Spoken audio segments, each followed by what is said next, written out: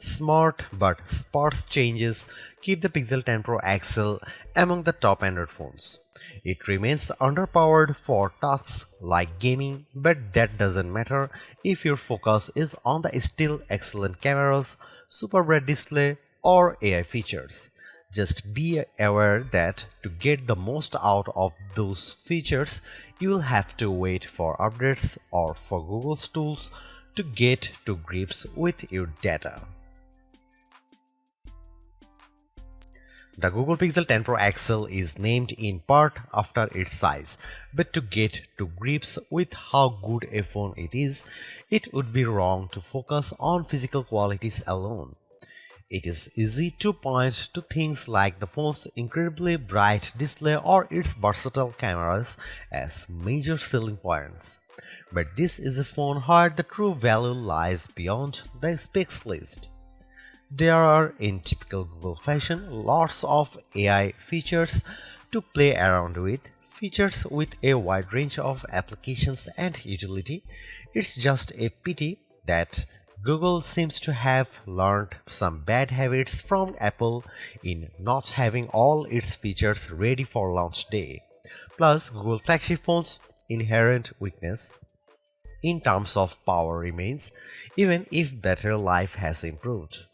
As the final big Android phone launch expect this year, I have been testing the Pixel 10 Pro XL against its main competition and also the latest iPhone just in case you are considering switching to or from an Apple phone.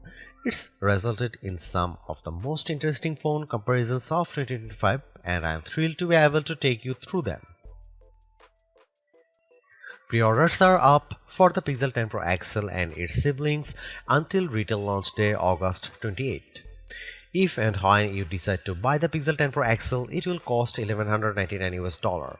That's technically more expensive than the Pixel 9 Pro XL from last year, but what's actually happened is that Pixel dropped the 128GB model. It's a shame that you can't get a cheaper extra large Pixel now, but it's not strictly a price hike. If storage matters to you, you can spec 512GB or 1TB for $1,319 and $1,549 respectively. But increasing the storage locks off certain color options. Only Obsidian Black offers all three options, while Jade Green is only available in the basic 256GB. There are no big changes from last year in terms of overall shape or materials.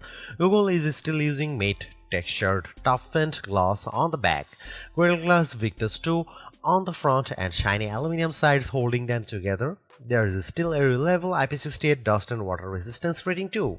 There are alterations to be found if you look closer. Google made the phone's rear G logo metallic, slimmed and bezel around the rear camera bar, moved the SIM card tray to the top of the phone and added a second speaker opening to the bottom. But the only real difference is the overall width. The size change results in a larger display and a total weight that's about 5% heavier than the Pixel 9 Pro XL. That gives the Pixel 10 Pro XL the status of the heaviest of the main flagship phones on sale today, although only by a few fractions of an ounce.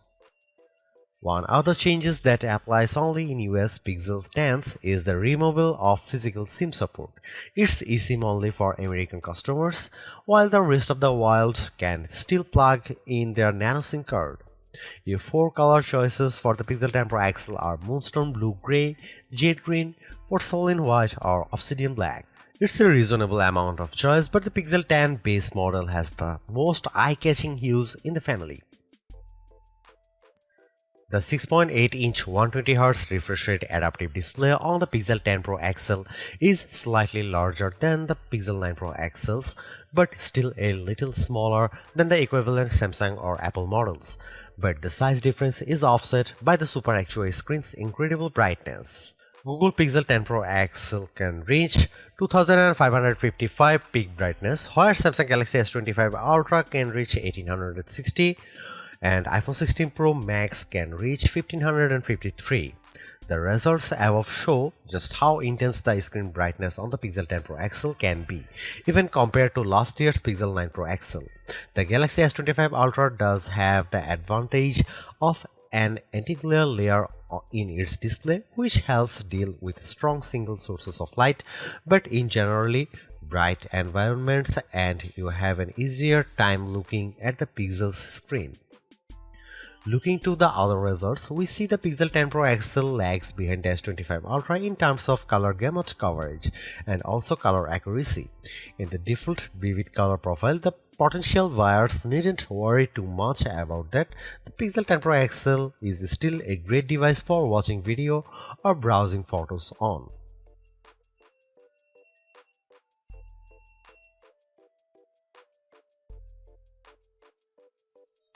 You might be surprised to hear that the Pixel 10 Pro XL's camera are identical to the Pixel 9 Pro XL's, at least on paper. The 50 megapixel main, 48 megapixel ultra wide, 48 megapixel 5x telephoto, and 42 megapixel selfie cameras are unchanged from the 2024 model, as all the upgrades are located on the softer side. Here we can see some camera samples of the Google Pixel 10 Pro XL. Let's kick off the comparisons with main camera shot of a cottage. We see the first evidence of the Pixel 10 Pro XL's apparent default processing priority, balancing the brightness of all colors in the shot. This is perhaps why the Pixel's shot is much warmer, with the Galaxy S25 Ultra's image being cooler and brighter. Against the iPhone 16 Pro Max, the Pixel 10 Pro XL also looks less bright but punches up the colors in return. The trees in the background in this view across a park are much easier to make out in the Google photo. And how does it compare against the outgoing Pixel 9 Pro XL? This photo of disused telephone box shows that the Pixel 10 Pro XL gives slightly stronger colors on the blue end of the spectrum, but is otherwise identical to the Pixel 9 Pro XL's image. In the night mode, with our subject being mini bottle of Henderson's relish, we see the Pixel 10 Pro XL struggle to capture the light compared to the Galaxy S25 Ultra, but the Pixel does have less of a red color caused by the curtains in the room than the S25 Ultra, which could be an advantage in some cases. Switching to the ultra-wide cameras and looking over a small stream in a wood, the Pixel's image pales compared to the S25 Ultra's far brighter shot. This is likely as a result of the Pixel's relatively small sensor not capturing as much light and the post-processing not being able to do enough to compensate. Macro mode also uses the ultra-wide sensor, comparing to the Pixel's effort against of the iPhone 16 Pro Max of a pink flower. The Pixel's shot is darker, again likely because of its small sensor, but the image still has good contrast as we can still make out the detail in the flower's center. The final rear camera on the Pixel we need to look at is the 5x telephoto camera, which I pointed at a breeze over a lake. The Pixel has tried to balance the mix of light and shade in the shot, resulting in an apparent lack of color compared to the S25 Ultra, while the Samsung's shot's richer color of the water is appealing. The breeze is blown out in return. The Pixel 10 Pro XL's telephoto camera offers up to 100x max magnification for the first time, except with the power of ProRes zoom. Images at the level are still legible, albeit potentially inaccurate, but let's start at a less extreme 50x. Zooming in on a milestone's curved lettering, it's already obvious that the Galaxy shot is noisier than the Pixel's, but based on my own observation, the Pixel has over-smoothed the stone, removing some of the texture in an effort to clean up the shot. At 100x, this effect is even more noticeable. A stone that's been sitting outdoors for who knows how long is unlikely to be as smooth as the Pixel's shot would have you believe. But in terms of legibility, while both photos still show the lettering clearly, the Pixel shows them in crisper detail. When exporting the images, the Pixel 10 Pro XL conveniently gives you both your original ProRes zoom shot and the processed version, along some interesting comparisons. For instance, we have here a church window about 1000 feet away from where I was standing as I took the photo. It's an impressively sharp shot, but the pixels processing system seemed to have read the stone bars between the glass as wood, adding a vertical grain effect. While the detail of the brickwork has been impressively recovered, it shows a big limitation of these generative detail enhancing tools. It shows you what's likely to be there rather than what truly is there. Google enhanced some of the camera's associated features, such as making best take active automatically with enough photos and offering 50 megapixel resolution for portrait modes. But the all new feature and the one I spent the most time with was Camera Coach, the new photography teaching tool that's accessible right from the viewfinder. This is currently in preview, so hopefully it powers will multiply in the future, but right now it's more of an interactive forming tool. It will detect what you are pointing the camera at, offer some suggested compositions, and then give you tips on which camera lens to use, where to stand, and how to position the subject. If you can, it's a fun, personalized way to learn. But there are so many more tools in the Pixel 10 Pro XL's toolbox. I hope more options or perhaps an advanced mode appear in future to help guide users to try even more, like switching between vertical and horizontal shots, setting a manual focus, or adjusting exposure.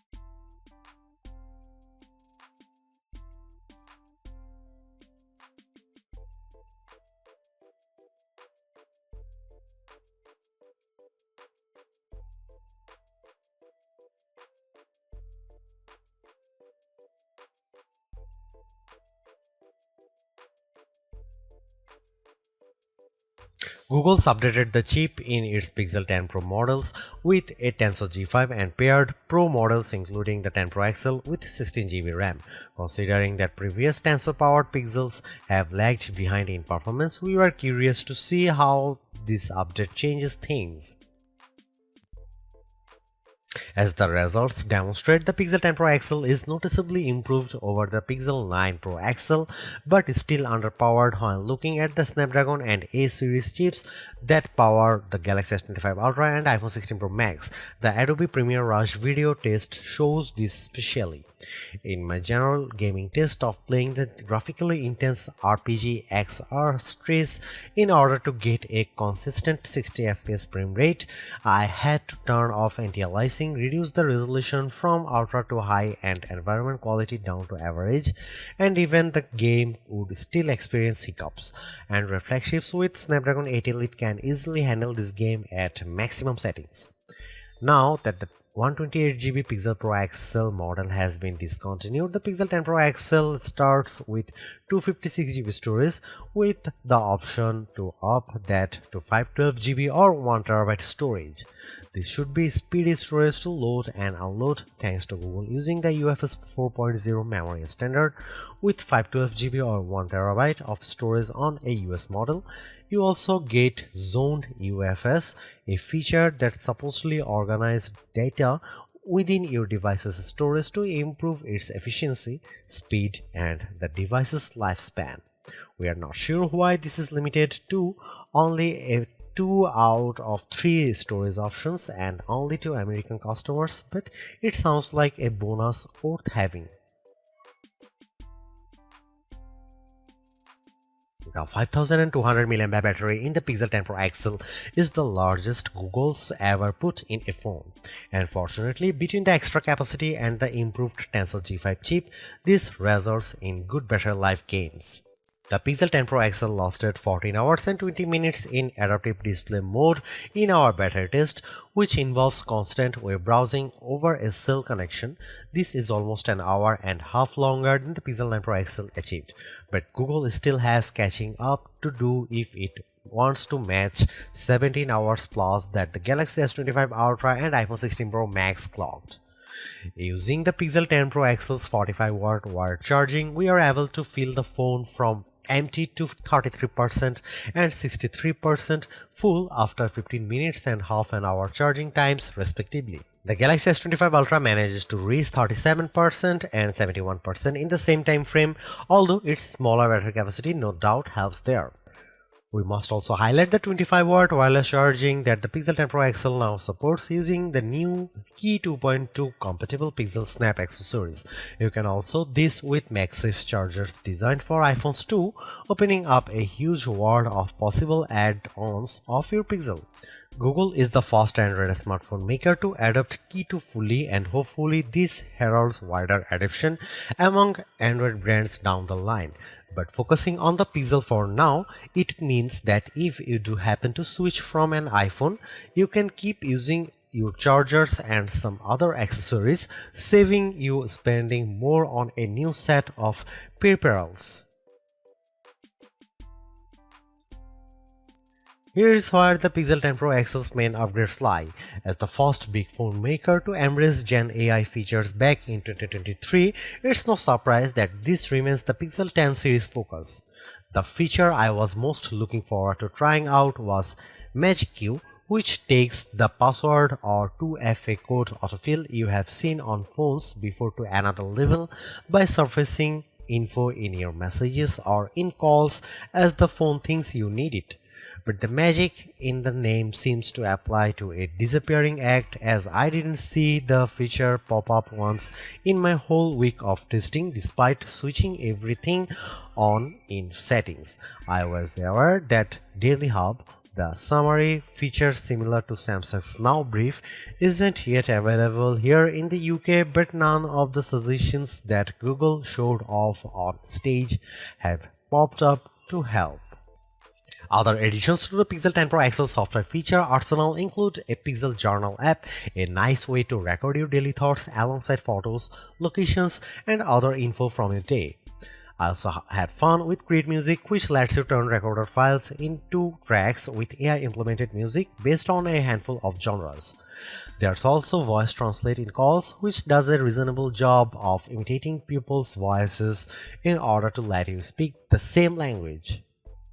On the aesthetic front, there are new dynamic effects and templates for the lock screen, plus an always-on display mode that shows your phone's wallpaper in the style of recent iPhones and Galaxies to help keep the Pixel up to speed with its main competition. And Pixel Screenshots, a handy index of all your screen grabs, still works excellently, even as other companies have now imitated the feature with their own phones. It's even got Notebook LM integration to help you add relevant captures to your notebooks. More important than any currently available feature on the Pixel 10 series is the continued commitment by Google to provide the phone with 7 years of full updates. That's the most that any other major phone maker offers, and while we have yet to see a phone reach the end of 7-year update schedule like this yet, hopefully we can trust Google to keep its word and offer Pixel 10 owners an update to Android 23 in 2032. A fun bonus that comes with the Pixel 10 Pro XL purchase is a free year of Google AI Pro, normally costing $20 per month. This opens up Google's Gemini Pro and Deep Research tool, plus limited access to VO3 fast video generations and 2 TB of cloud storage. Google's made a few but effective upgrades to the Pixel 10 Pro XL. It's a masterclass in efficiency, changing and improving just enough to stay amongst the top of the pack in the most areas. The display's brightness is unmatched, and the camera's ultrawide perhaps aside offer a balanced, natural look that I can see a lot of people liking.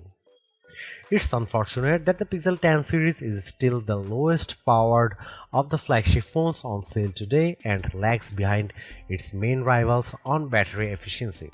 Hopefully, access to Google's latest AI tools makes up for that for anyone who decides to take the plunge, although perhaps give it a couple of months if this is your primary reason. Hopefully, by then the seemingly incomplete Magic Q and the preview version of the camera coach will have been made whole.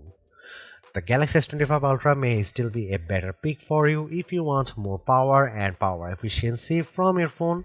The Pixel 10 Pro may also be a better fit than the XL, considering you only sacrifice display size and battery life for a cheaper phone that's otherwise just as capable as its larger sibling. But the Pixel 10 Pro XL is the most capable and competitive of Google's latest batch of phones. If you are buying a phone right now and want best-in-class software combined with top-tier hardware, this Pixel is probably the one to pick.